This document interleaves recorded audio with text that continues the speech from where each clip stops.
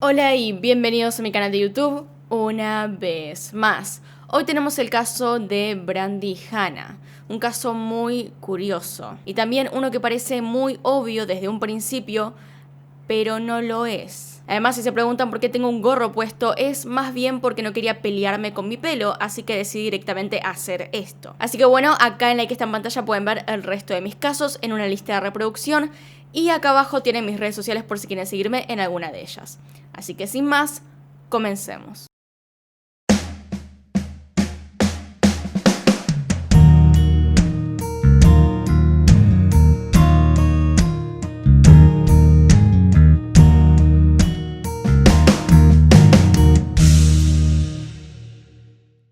Ella es Brandi Renee Hanna.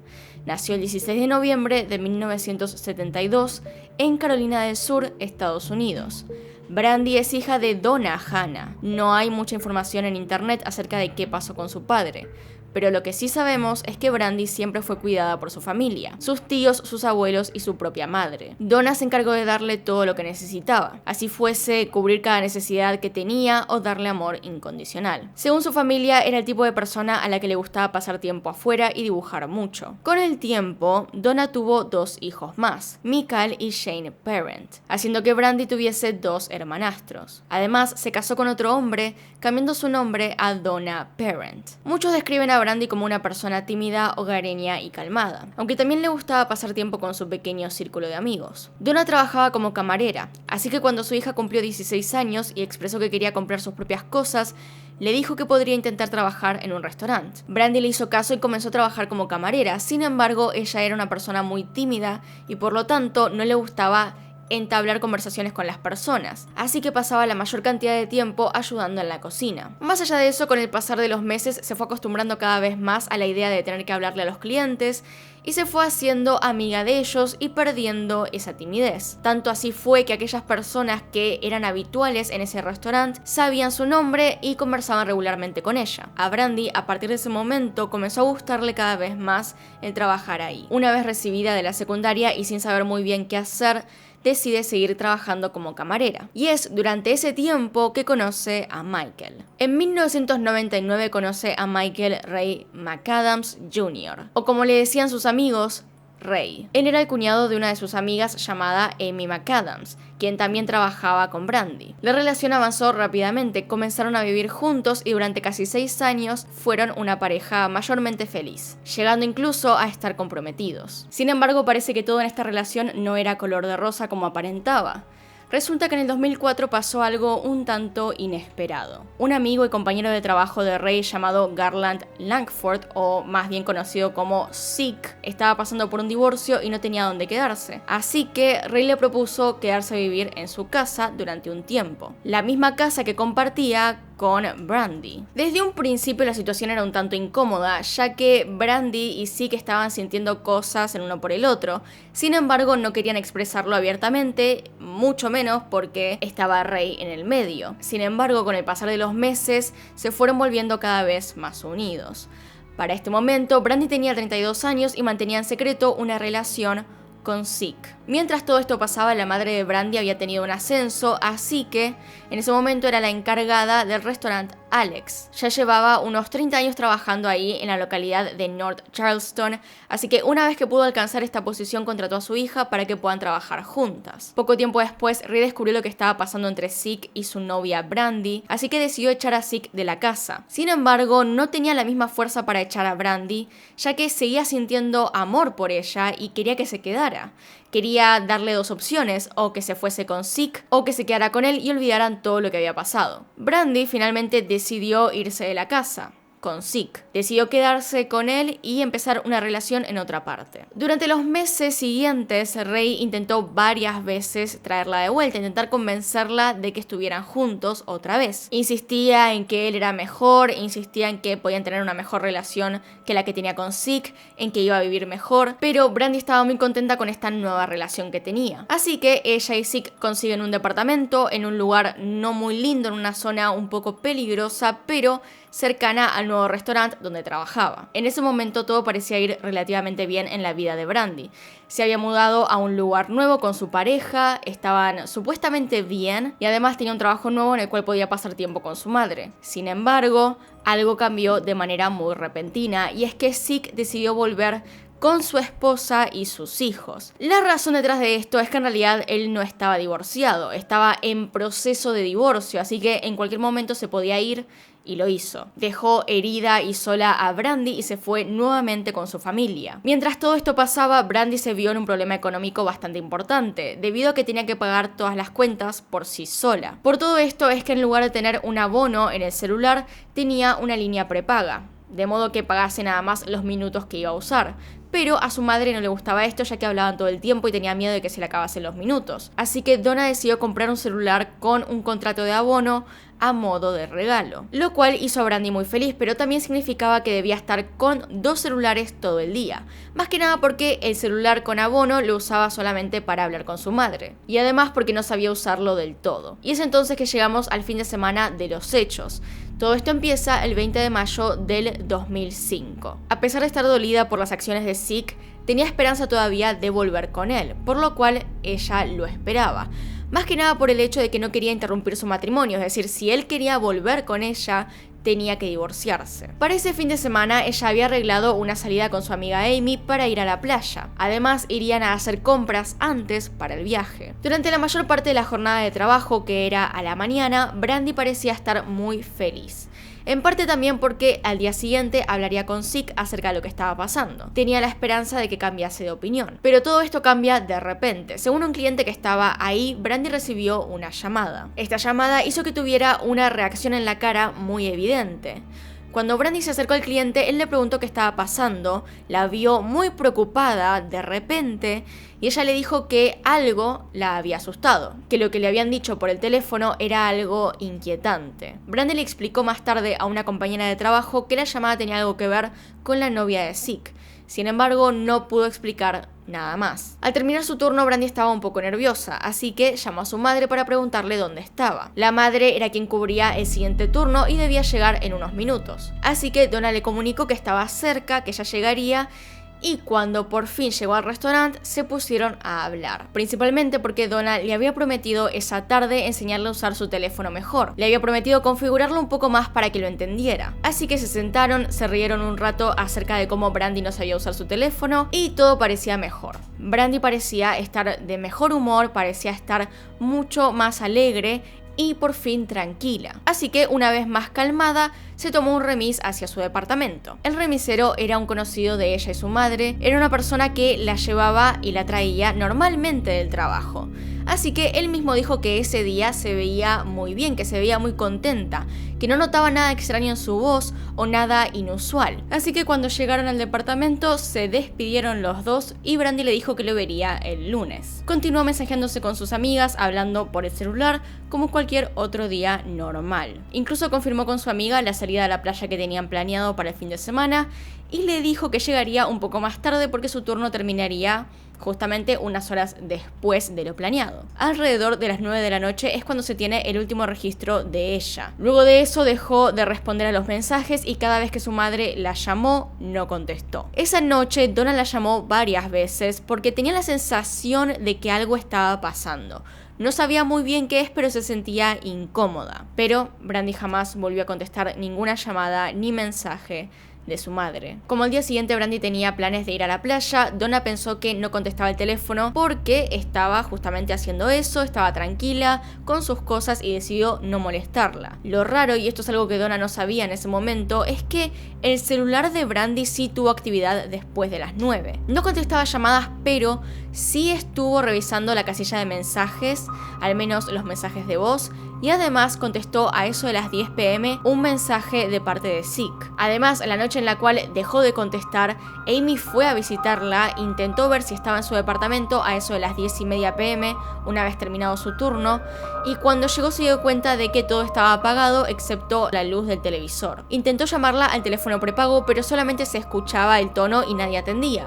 Así que ella pensó que estaba durmiendo, que simplemente había llegado cansada y se había tirado a dormir, como solía hacer. Así que ni Amy ni Donna se preocuparon con respecto a lo que le estaba pasando a Brandy. Y así pasaron los días sin saber nada de ella. Donna, que quería intentar comunicarse con su hija, fue hasta el departamento y observó lo mismo que Amy. No obtuvo respuesta, tampoco contestaba su teléfono, así que pensó de nuevo que tal vez estaba distraída, que estaba haciendo otra cosa, que seguía en la playa. No pensaba que le había pasado nada malo a Brandy hasta ese punto. Donna estuvo tranquila durante los siguientes 3 días, hasta que la mañana del lunes le comunicaron por teléfono que Brandy no había llegado a trabajar, que no estaba cumpliendo con su turno y que no sabían dónde estaba. Hasta ese punto Donna pensaba que simplemente su hija había tenido un fin de semana movido, que había estado ocupada con sus amigos, pero ya no era así.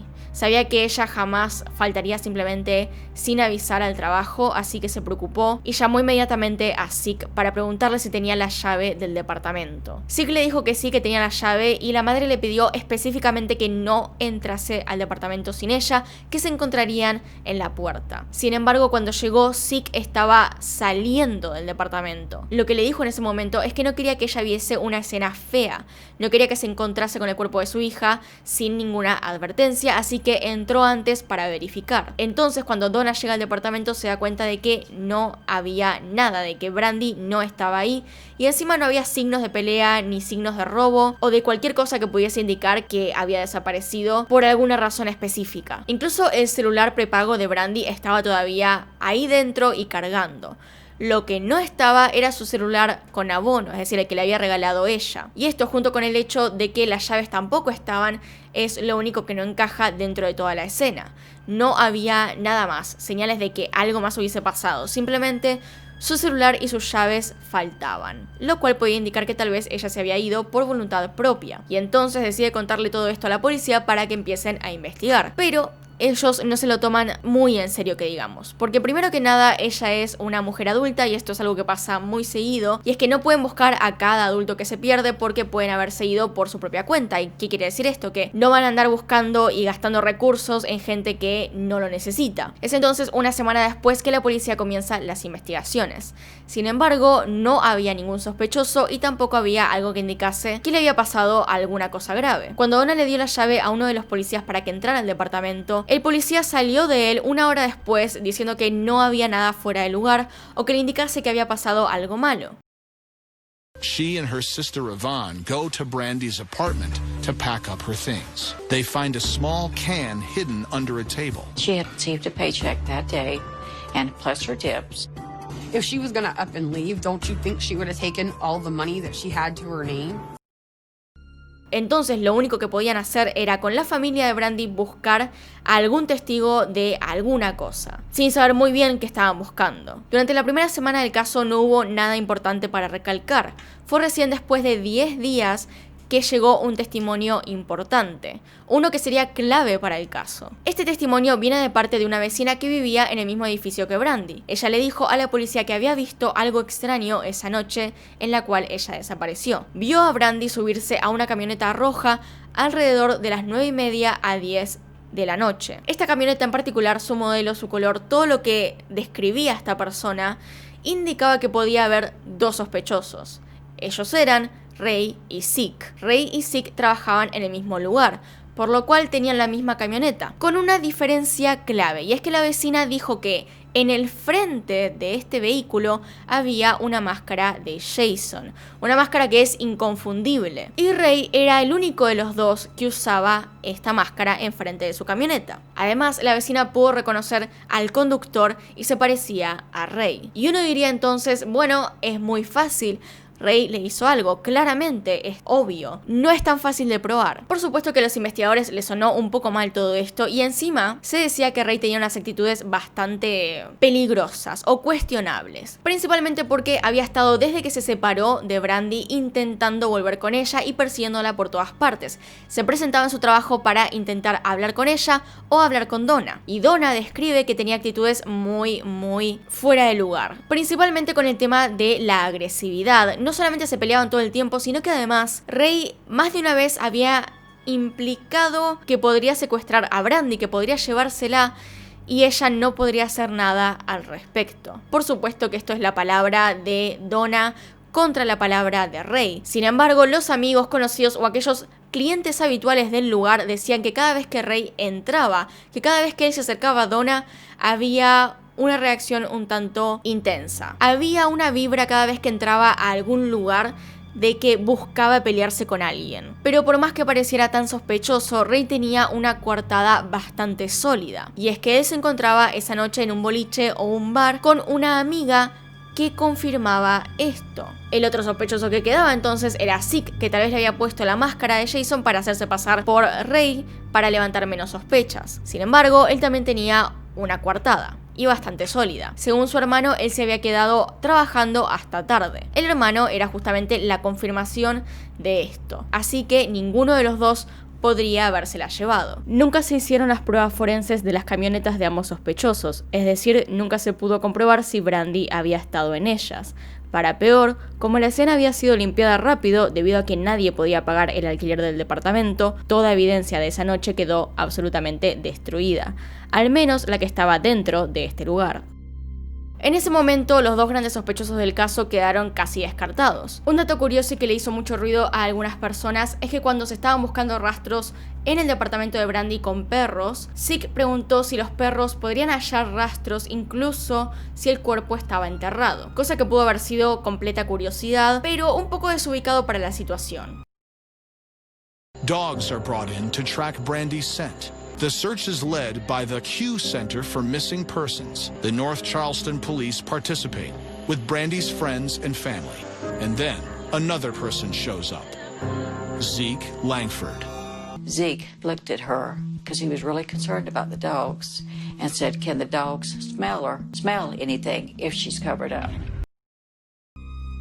Un año después entonces ocurre algo completamente inesperado y es que Ray muere de un ataque al corazón, por lo cual si él tenía algo que decir o algo que ver con el caso directamente nunca lo sabremos. Los años entonces siguen pasando sin ningún resultado y es recién 6 años después que un nuevo investigador toma el caso. Este era el detective Lacker. Él se dio cuenta luego de entrevistar a la vecina que Zeke y Ray se parecían mucho. No solamente el parecido estaba en la camioneta, sino que además físicamente ellos eran muy similares, por lo cual ella podía fácilmente confundirse entre los dos, y cuando aseguró ver a Ray podía estar refiriéndose a Zeke. Además, la coartada de Zeke tenía varios puntos flojos, como por ejemplo que se quedó a trabajar hasta tarde.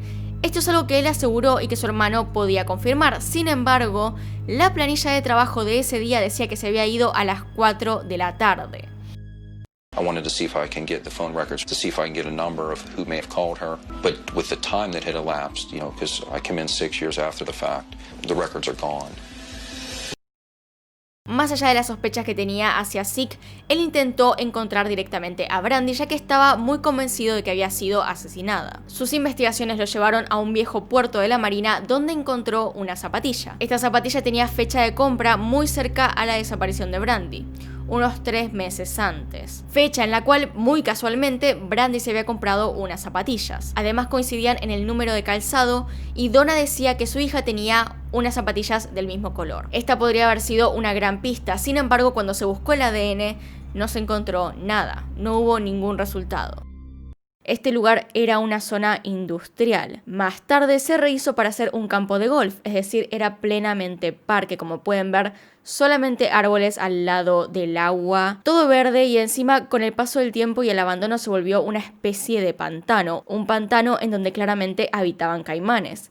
El lugar perfecto para dejar un cuerpo y que nadie pudiese jamás encontrarlo. El paso del tiempo hace imposible recuperar algo, más que nada por el cambio que hubo en esta zona. Lo único que Lacker pudo recolectar fue este zapato cuando la marea bajó lo suficiente. De hecho, él hizo su trabajo de la forma más clásica posible, que es ir con una pala y comenzar a cavar hasta encontrar algo. En este caso, y de suerte lo logró. Incluso intentó seguir el camino por el cual estaba yendo el zapato y concluyó un lugar en el cual podría haber estado el cuerpo de Brandy. De hecho, hubo perros en esa zona que registraron olor correspondiente a restos de humanos. Sin embargo, no se descubrió nada en esa zona en ese momento. Recordemos que pasaron algunos cuantos años hasta que se retomó el caso y por lo tanto ya no se podía hacer demasiado con respecto a estas pistas. Of the same size, same color, same make, the date code, and in an area that's so remote where I believe a body was disposed of. So in my mind, it's hers. En el 2016, Sick fue procesado finalmente por cargos de obstrucción a la justicia. Sin embargo, no había pruebas suficientes para condenarlo por la desaparición o el asesinato de Brandy. El caso sigue siendo investigado y solamente podemos teorizar con respecto a lo que le pasó a Brandy. Y hay dos grandes teorías con respecto a esto. Una es que Ray le haya hecho algo y la otra tiene que ver con Sick. Hay algunas personas que creen que tal vez se pudo haber escapado, que sí pudo haber planeado irse a vivir una nueva vida, pero vamos a dejar eso de lado y vamos a concentrarnos en los dos sospechosos. Lo principal que podemos decir con respecto a la teoría de que Ray fue el responsable de su desaparición es sobre la máscara de Jason que tenía siempre en la camioneta. Es decir, esto es algo que vio la vecina sí o sí, más allá de confundirse entre los dos sospechosos, esto es algo que vio, que estamos seguros ya que no es algo normal. Recordemos que Ray tenía esta actitud de perseguirla, de querer llevársela, de querer volver con ella y que además le había dicho a su madre, según Donna, que la podía secuestrar y nadie podría hacer nada. Lamentablemente el hecho de que haya fallecido hace que todo esto se vuelva mucho más complicado, ya que no tiene otras declaraciones, no se lo puede interrogar, no se puede hacer nada. Pero también está la posibilidad de que en realidad Sick se haya hecho pasar por él, de que justamente haya o agarrado la camioneta de Ray o haya puesto una máscara de Jason al frente justamente para confundir. Siendo que tenían la misma camioneta, sería muy fácil distinguir una de la otra con esa máscara. El problema con Sick fue más que nada durante la investigación. No se lo procesó por obstrucción de la justicia por nada. Realmente no estaba cooperando con la policía y sentían que había ocultado detalles. Si juntamos estas cosas con la llamada que le llegó a Brandy ese día, podemos deducir que tal vez se trataba de un tema entre la esposa de Sick y Sick que lo hizo enojar e intentar llevársela. Tal vez había algún problema en el matrimonio que había surgido justamente de su relación con Brandy. Si juntamos esto con el hecho de que Sick mintió con respecto a la coartada, de que no estuvo trabajando hasta tarde, más la llamada que le llegó a Brandy, podemos concluir que acá hay algo realmente extraño. Más que nada porque nunca se resolvió qué fue esa llamada, qué le dijeron a Brandy ese día. ¿Fue la esposa? ¿Fue Sick? ¿Fue una amiga? ¿Le estaban advirtiendo de algo? Nunca se supo, nunca pudo decírselo a nadie porque esa misma noche desapareció, lo cual vuelve todo esto aún peor. Pero por el momento no tenemos nada más que decir, lamentablemente no surgió nada nuevo, esto es todo lo que pude recolectar, así que el caso queda sin resolver. You never give up hope.